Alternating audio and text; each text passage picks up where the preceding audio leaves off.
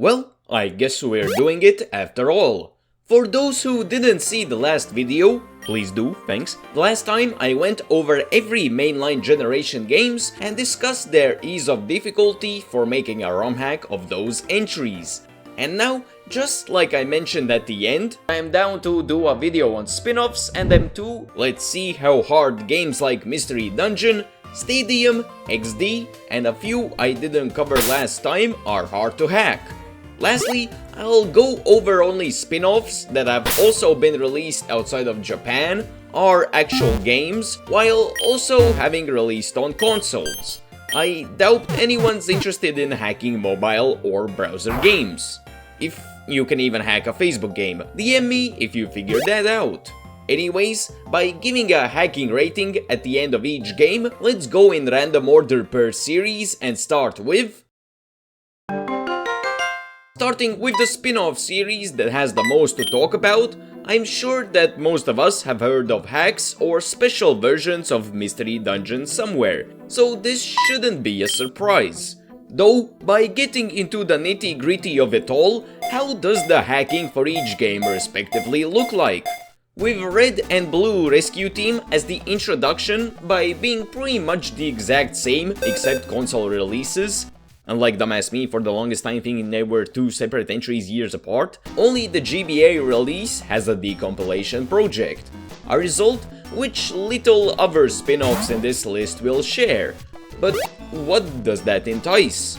Like we discussed in the last video, decompilation projects are rebuilt versions of the original games, allowing for more in-depth changes and adjustments to the game itself. Whereas the usual binary hacks just allow for nothing more than surface level hacking. So with the fact that the decomp is available for Red Rescue Team, and there's a work in progress decomp project for the GOAT status game Explorers of Sky 2, they instantly become the top picks for the easiest ones in the Mystery Dungeon series to hack, despite if anyone willingly would touch Gates to Infinity or not. Super Mystery Dungeon was kind of fun though. Okay, fine, here's my quick ratings. Anyways, besides finding a good guide for how to begin hacking with the decomp projects on the Reddit post, that I fully suggest you learn if you want to make big meaningful changes in this and all the other spin-off / mainline games that have decomp projects, what are the most noteworthy changes that one usually can make? Well, from the game's elements that you think could use changes, or could be replaced with elements you like mostly. Whether there's something just not right about the amount of healing you get from the berries, or effects that tiles or items cause, the move stats and data, because duh, it's a Pokemon game. Same goes for the Pokemon stats, learn sets and all the other doodads you can come up with, and is in the game itself. Of course, throw in the playable Pokemon selection along with starter choice, area info, dialogue / text, and so on. Even sprites if you're a monster that has a problem with it in the first place. Or just some edits / OC inserting, that gets a whole pass. Slightly limiting, yet having most of the opportunities be the same for Explorers of Sky with its work in progress decompilation, the others get left out with decomps just not being a thing for them, at least at the time of writing the script, and having a lesser following not helping matters either. Though just like how it is with Emerald, Fire Red and other few select games that people choose as their foundations for hacks, there's no point diversifying if plenty of support, material and resources already have been made for select games.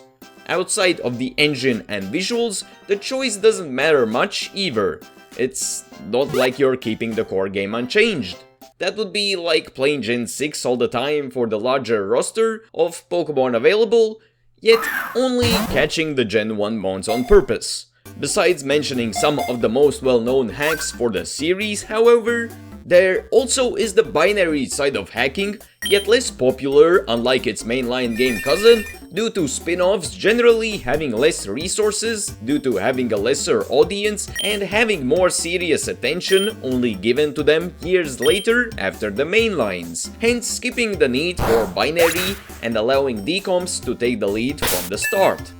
Though the existence of tools such as Pokemon Mystery Dungeon Editor and seemingly the biggest one for Sky-based hacks, Sky Temple, I'd say that binary is not fully out of the picture. In fact, I'd say it's even quite intriguing for the latter. Graphics, dungeon, cutscene editing and more, or even just a simple randomizer if you're looking for that. Yet, if none of the guides or help that you could possibly stumble upon while getting everything set up didn't help you in some way, then there's a separate guide too that's dedicated for some mystery dungeon entries. Or just go into a dedicated Discord server. That works too. Same for the following games as well, if they have one.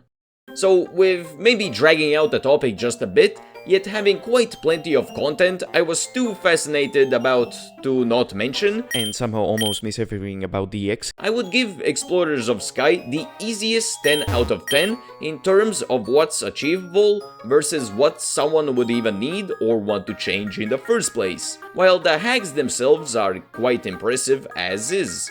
Red the Rescue Team is slightly lower with 8 humans deciding to stay as Pokemon out of 10, with lesser support on the binary side and having smaller amounts of options for change implementation, while the other entries land in the NHF, no hacking found bin.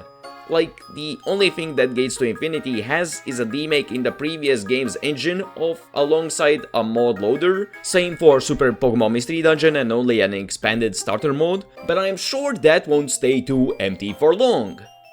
Oh hey Snap, don't get too close to that bit. Oh no! Yeah right. Like Snap, of all games, wouldn't have any love from the community with fan-made projects based on it. Well, new Pokemon Snap would be more understandable. Not that it's bad, just it being a Switch game, you know? Okay, off topic, back on point. What about N64 Snap? Joke's on you. Based on how I led up to this, you thought that Snap doesn't have anything, didn't you? Well, guess who's the idiot now? Because take this— what the hell? Okay, never mind. They're almost fake. Some might say unfortunately, but that's not me. Anyways, if we get serious right now, the only true hack-based thing I found was a version of Snap with custom levels added in, while also one that featured a custom Saffron City-based level. That was just a fan-made animation instead of anything playable. I guess new Pokemon Snap has a page on Game Banana, so at least there's more. The Fooler became the Fool. Ha ha ha, very funny, let's just move on. Landing at easily some of the most underrated Pokemon spin-offs, especially Rumble World, fight me, Pokemon Rumble has had some interesting run-ins with the world of hacking and game modification. Outside of disqualifying Pokemon Rumble Rush for the reasons mentioned in the intro, forgetting and remembering Rumble Blast just to forget it again after learning it has nothing, Rumble U being, well, Rumble U, and the GOAT, Rumble World, having the only forms of modding be for obtaining its currency via unorthodox methods. Imagine being non-native English. We get left with the origins of this spin-off series, Pokemon Rumble. Having mods instead of ROMs as the format of hacking for the game due to it being on a console. The only true changes I found were reskins for some stages, though that makes up for the one true hack-related content that Rumble is known for, Rumble Weekend Edition.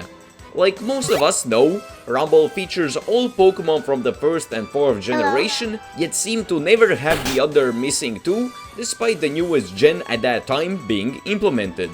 Though, like clockwork for any Pokemon game still to this day, plans and ideas that were additional content for the games were scrapped so that the game could be released earlier, of which models for the missing 2 generation rosters were also in the bunch.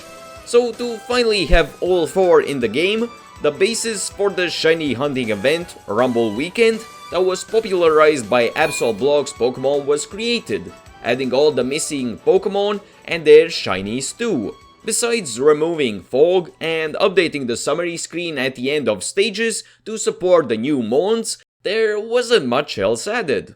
Though it still serves its purpose to this day, so I guess you can't complain that much.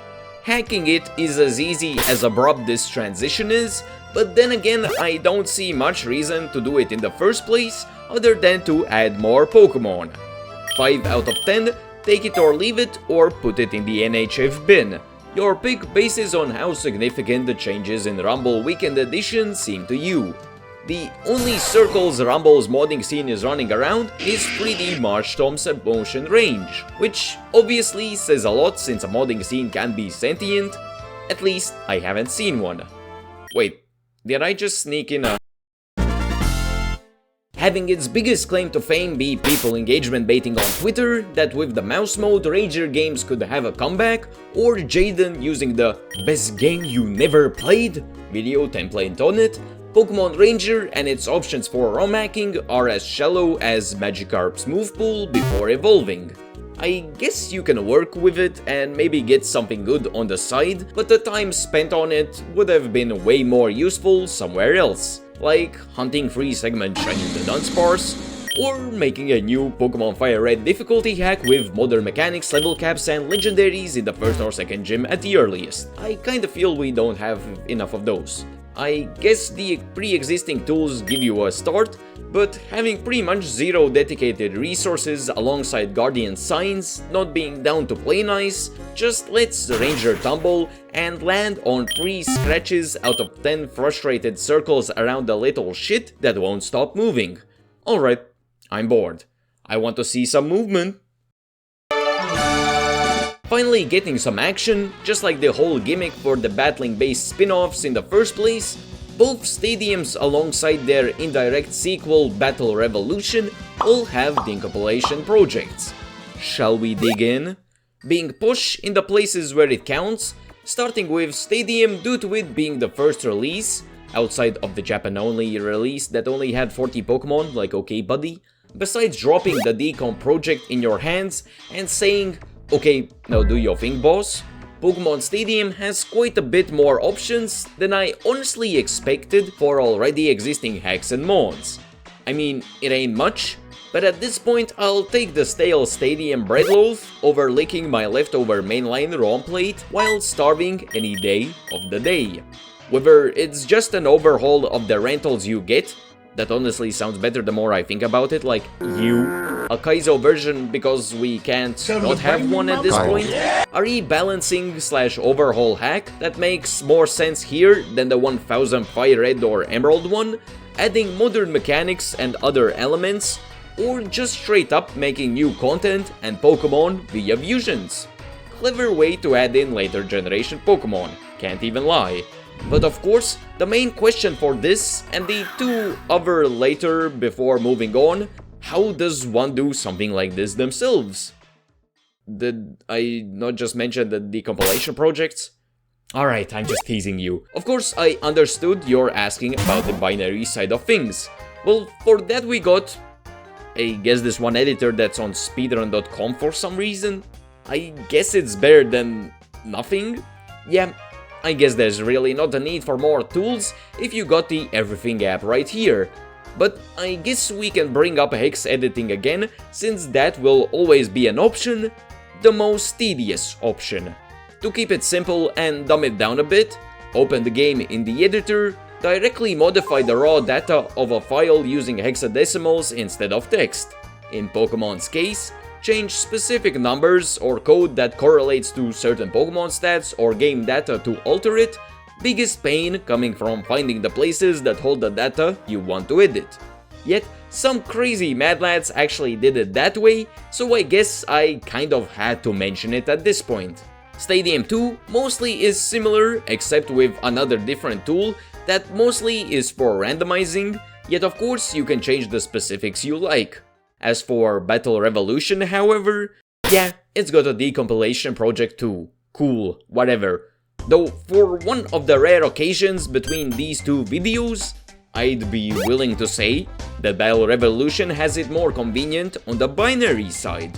Of course, saying it's also better when you got a decompiled game version is kind of crazy, but from the perspective of starting from zero and most likely having little to zero knowledge, kind of like me, samesies, the existing tools are enough 9 times out of 10 to do what you probably intend.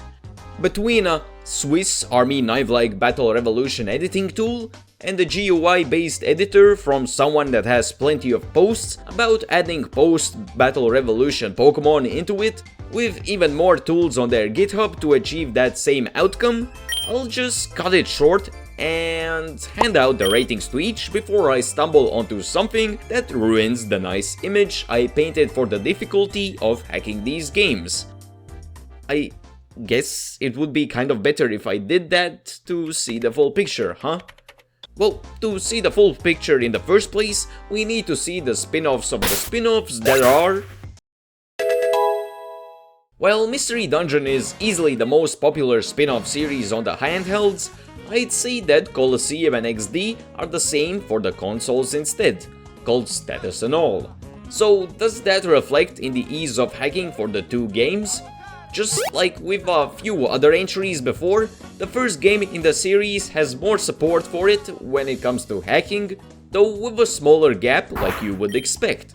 Both being quite similar in their structures of how they were built by using assets and elements from Stadium as their base, comparing the two to how Fire Red and Emerald sync between themselves in the ROM hacking sphere wouldn't be far from the truth.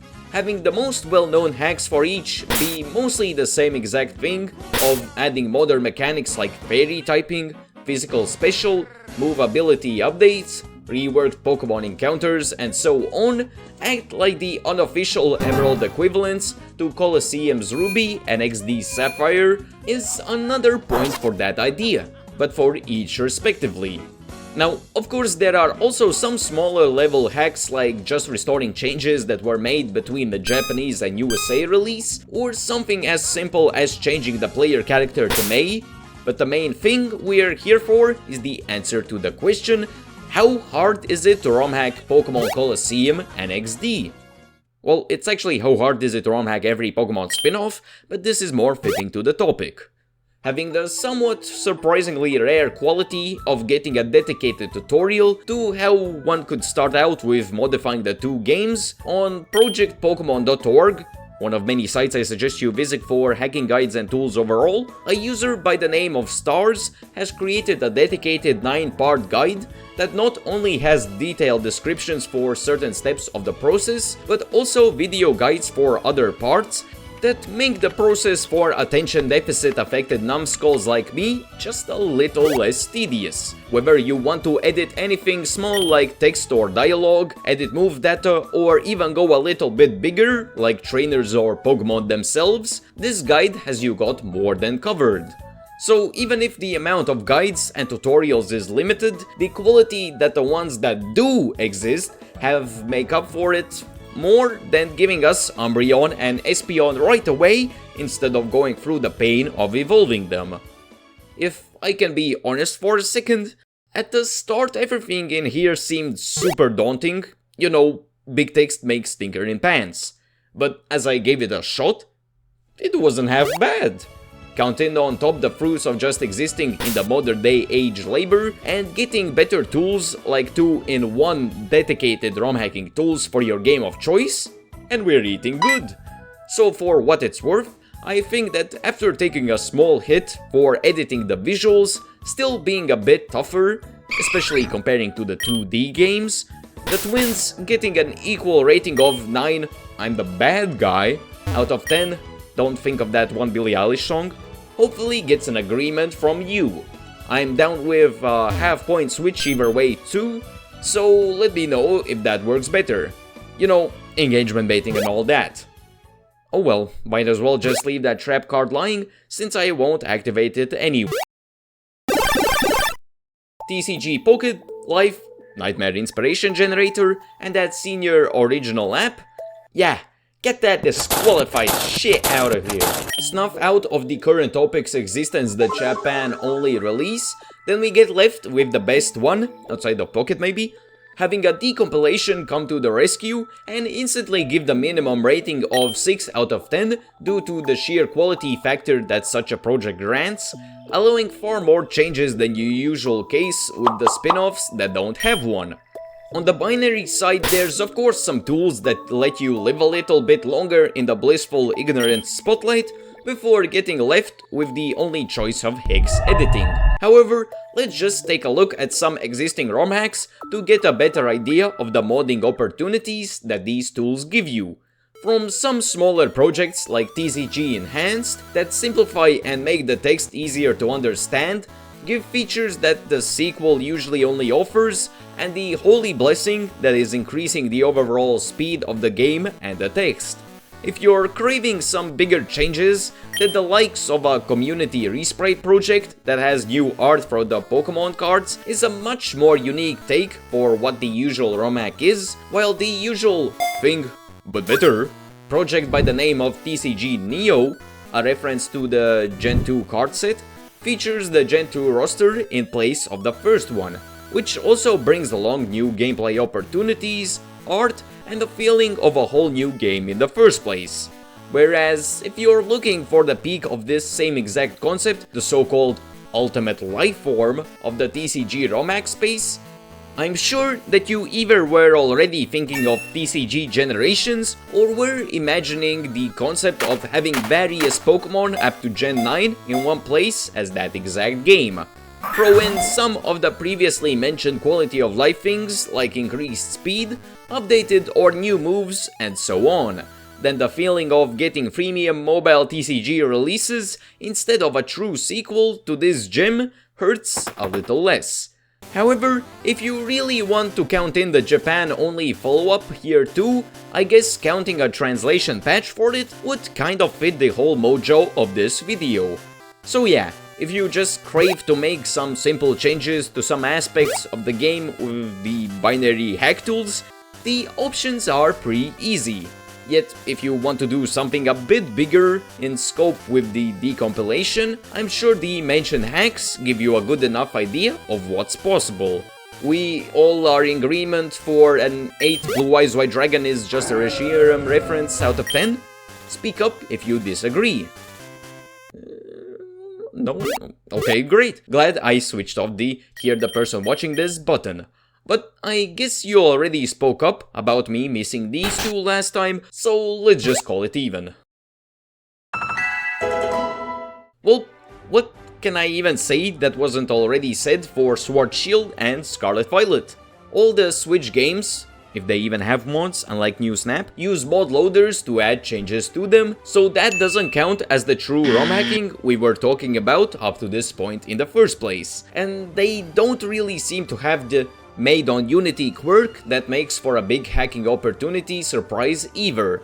But if you really want to have something for either of the two, I guess you can take a quick scroll on Game Banana and find things like texture changes, shiny odd buffs, model swaps, saturation fixes, and so on. Making such mods yourself is a similar process to how I demonstrated for the mainline Switch games last time, while data and stat type of changes can be done with the same program that seems to be at the base of all the Switch games too, PKNX. As long as it's something simple enough, both of the options should suffice for what you're looking for. Too tough or can't really execute your idea for a mod? I hope that someone did that exact thing and posted it publicly. Now, when it comes to Arceus though, it's the literal exact same thing, except for the difference in amount of mods and what's offered in PKNX instead. But, like I said, not quite as simple or even similar to how it's done on 3DS and older consoles, so not really feeling like ROM hacking in general. Maybe since older games just needed legal dumps of your own official copies, while for the Switch you usually need to homebrew and go around anti-piracy measures to even start applying changes in the first place. Allegedly. Let's just stamp down the 5 out of 10s for both due to the mod loader factor instead of direct hacking and general harder modding challenges, then move on to the smaller guys.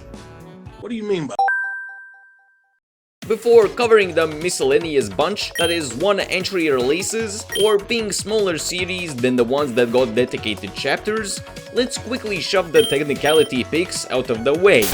Ones that despite counting as mobile games and qualifying for disqualification, yet get a second chance due to also releasing on 3DS or Switch respectively. Now, Pokemon friends? That's a hack on my wallet rather than existing long enough to get something. Not that it ever would have space for much to change anyways. Unite, of course, is a bit tougher to get anything done for it due to the always online nature of it, so nothing more than Cafe Remix is Cafe Remix. But the amount of cheated currency mod APKs is kind of funny. Quest has no mods either, but I found this one guy that seemingly is trying to recreate the Chinese version of Quest that has a surprising amount of updates put into it and turn it into an English version. 3 years later, and still no big results, yet weirdly the biggest anticipated release I got while researching this video. You got this, you/Lucas makes stuff. Still got to go to the NHF bin, sorry. Last up, we got one of my picks for the most underrated spin-off games. Out of like 8, don't worry, my taste isn't that cooked. Oh hey, my favorite Pokemon! Being the only game that was also released on the 3DS from this category's batch, it also has the biggest mod dedicated to it. I mean, it's a preservation hack to make it playable without the servers, but hey, I guess it's better than getting binned.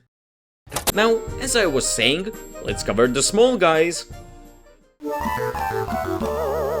Landing at the last chapter/category I have gathered for you today, while also bringing this two-parter series about seeing how much each Pokemon game is hackable to the end. Let's go in order from oldest to newest based on the series' first Game Boy console. Maybe the video could have been formatted the Pikachu spin-off series, as stated by Bulbapedia at the very least, consists of Hey You Pikachu, Channel, and Pokemon Dash. Now, based on the games themselves and the reception they each got respectively, I'm sure you already expected that, yeah, Hey You Pikachu has a demake that doesn't even count towards Hey You Pikachu itself. Channel and Dash seem like ride or die type of games too. Somehow turning out that Picross is one of the first ever Pokemon spin-off series, the surprise quickly met its match, with the only real sort of modding being unlimited currency for the 3DS release with the help of a save editor. In other words, yet if you thought that I was just leading into a throwing games into bins montage, you'd be wrong. Because it's a montage that actually gets interrupted with 1 or 2 games, one being Pokemon Pinball. Having decompilation projects for both of the pinball entries, and mostly only that, Binary has it rougher than Katie getting left as the last gym leader. Now, what does the honor that is getting a decomp project, unlike most others, bring when it comes to unique new ROM hacks? Mostly just this one, Pinball Generations. I mean, adding the second gen to the first one is cool and all, I guess. Well, there's this other hack that intends to speed up the whole gameplay, and my boy Crispy Shay made a chat-involved version of the game. That's cool. Well, I guess it's your time to shine, fellow. Decomp gives both a 6 out of 10 rating. Now all that's left for you to do is be the Drayano of Pokemon Pinball. I believe in you. Unfortunately, the Pokemon Puzzle series is a snooze when it comes to hacking. Troze is a snooze in general. As for Pokepark and it getting its one allowed mention per year, as it seems based on how little anyone talks about it, we got another aspiring redditor, while the modding options seem a bit more livelier than expected. Not even a full single page, but scraps seem better than empty air at this point. I would feel sorry for the Pokepark fans, but seemingly someone actually got quite a bit of progress modding Pokepark, yet scrapped and took everything down due to zero interest. Ouch, but you know what I always say. Now that we cleared the way for the actual objective best Pokemon spin-off, how does it look like for the game that was so clearly sabotaged by releasing on the DS a year later after 3DS got released? It actually has some awesome hacks and support, suck on that. Whether it's a project with new content, Pokemon, moves, trainers, and so on with the likes of Pokemon Conquest Ultimate, quality of life based hack, along with new maps and harder difficulty in Conquest Twin Dragons, and more. Of course, what's talking about hacking difficulty without discussing how to hack the game itself? So let me mention that quickly too. having a fully written and completed documentation for ROM hacking conquest done seemingly by a single person that writes about the game's structure, usable tools, and how to execute changes, the rest of the process is done the same way I discussed the Gen 4 and Gen 5 hacks. Find the correct files, extract and edit them in each their respective relevant ways, put them back in the same path with think, and boom, results. Though as much as I'm being a biased Barry right now, and I'll wear that proudly on my shoulder, no decompilation projects exist for it, nor any conquest dedicated binary hacking tools. So for the major changes and editing, you'll have to go binary, even hex editing. Nah, just kidding, like I said, living in the modern age rules. Still no decomp though, so a 5.5 out of 10, the number used for this game's ranking, I think isn't too out of the pocket. Though that leaves us with the last two games for this video, Pokken and Detective Pikachu. Like you would expect, Game Banana and mod loaders for DX are all up the wazoo, just having any data or inputs being a bit harder to edit for obvious reasons. Now, Detective Pikachu, on the other hand, if you don't count corruption injectors as new content, and I guess the same for all the other games, enjoy this blank mod page I guess. Count on the slop that is the Switch sequel to be an anti-climactic big finish to the video on top. And that finally covers all the games, well, noteworthy games. Sorry Pokemon Mesastar and Pokepark Fishing Contest DS. But all in all, I would say that the discoveries I made, despite already previously hearing that Mystery Dungeon in some cases has better resources than even some mainline games for hacking, was totally unexpected. And I hope that at least one game here did the same thing for you. Though, let's be honest, there's no chance that you already knew that there exists a Game Boy remake of Hey You Pikachu. Anywho, here are the final rankings for all the spin-offs that even have a possibility of hacking or having existing hacks in the first place, while here is the list of games that either can't be hacked or have no existing projects at the time of writing this. Now, of course, each was rated based on their dimensions and how feasible big changes would even be possible in the first place, along with older games, of course, having more time for tools and resources to develop versus newer games. But that's the ratings I came to at the end. Of course, there can be some disagreements about some numbers, but that's how I felt about each after giving a test run for each. But hey, maybe just something will click better for you more than me if you try yourself instead. Or maybe you just find a tool that I somehow missed, like on the 6th page of Google, but I guess that's a personal win for you. With that being said though, big thanks to the patrons, YouTube members too, follow Twitter for some cool non-YouTube stuff and reach out there if you maybe need some commissions from me, wink wink nudge nudge. And YouTube says you'll like one of these videos, so prove them wrong while staying tuned for more.